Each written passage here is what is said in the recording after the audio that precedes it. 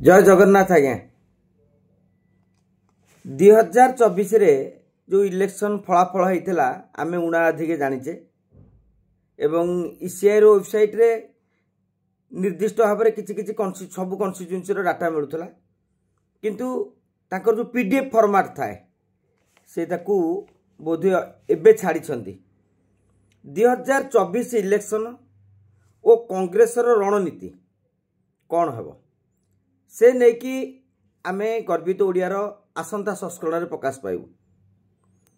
2024 निर्वाचन रे कांग्रेस 145 आसन रे लड़िकी 14टी आसन रे जीतीथिला किंतु बड़ कथाटी होउची 104 आसन रे कांग्रेस अमानत हरैथिला एमिति किछि आसन रहिछि जोटी 1200 1500 2000 2500 5000 एभली आसन संख्या मध्य अनेक रहिछि तेबे एही परिप्रेक्षी रे कांग्रेस रो स्ट्रैटेजीटा कोन होबा दरकार 147 आसन को फोकस न करी कांग्रेस जेउठी विजय संभावना थिबो जदि सेठारे बहु परिश्रम करंता ताहले 2029 बेलू कांग्रेस रो आसन आउ किछि बढ़ी पारंता जो 14टी आसन रे कांग्रेस जीती वासुदेवपुर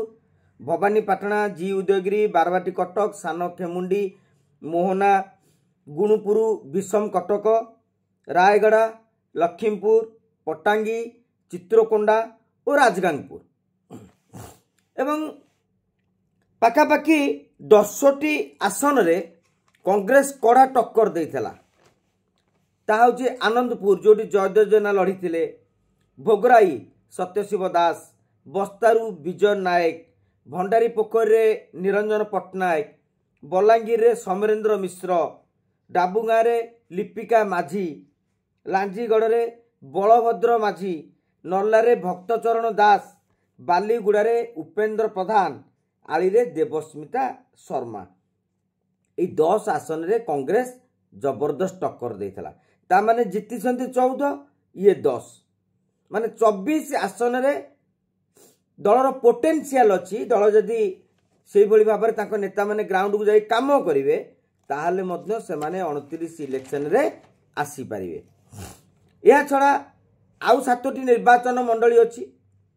जोठारे सुजोग भी रही कांग्रेस में सेटा होची भद्रक नवरंगपुर धर्मगढ़ बांकी तीर्तोल जटणी और कोटपार गाय मोट कहले 14 जीति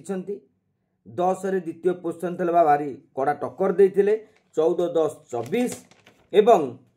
ये 7 31 आसन रे जदि कांग्रेस आगामी जो समय रहिला आउ पाखापाखि 3.5 वर्ष जदि यही सब आसन रे दल स्वतंत्र भाव रणनीति करिवो सेही अंचल गुडी को बेसी चलचंचल करिवो ताहले दल 14 10 24 7 31 टी आसन रे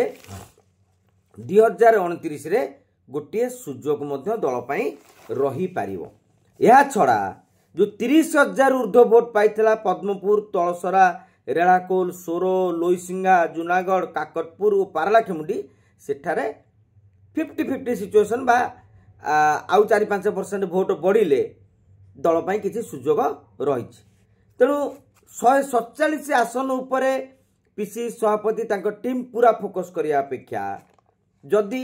जो आसन रे निश्चित विजयर संभावना रही से आसन को बाछि ता पई जदि स्वतंत्र रणनीति करा जाई एबे ठारू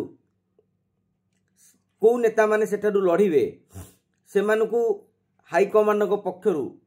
गोटे टिकेट निश्चित प्रतिश्रुति दिया जाता एवं जिते राहुल गांधी हूँ प्रियंका गांधी हूँ से ही जगार ही से प्रोग्राम करिया दरकार आपणकर जो 5,000 भोट तो सेठी प्रोग्राम कले किसी लाभ ना सेठी समावेश कले किसी लाभ ना तेणु भक्तदास चाहिए आगामी दिन में कांग्रेस सीट 2029 बेलू 30 छुआई पारे आज ठारू जदि दल से 30-31 टी आसन उपरे बेसी फोकस करिवो तेणु देखा जाऊ कांग्रेस जदि 147 उपर फोकस करिवो ताहले से क्षतिग्रस्त हम कहीं जो कन्स्टिट्यूएंसी 1500 2500 3000 कि 5000 भोट अच्छी सेठी केते परिश्रम कले ता 75,000 हम कि 60,000 हम 12 गुणा भोट बढ़वाटा एत सहज कथा नुहे। देखा जाऊ कांग्रेस एने कौन पदक्षेप नौ ए संपर्क में गर्वित ओडियार आगामी संस्करण में आम एक डिटेल्स रिपोर्ट देवु जे कांग्रेस कौन करें भल हम भक्त दास और टीम कौन करवा उचित आ जो वरिष्ठ नेता माने एथर द्वितीय पोजिशन रही आज कौन रणनीति करवा दरकार। जय जगन्नाथ आज्ञा।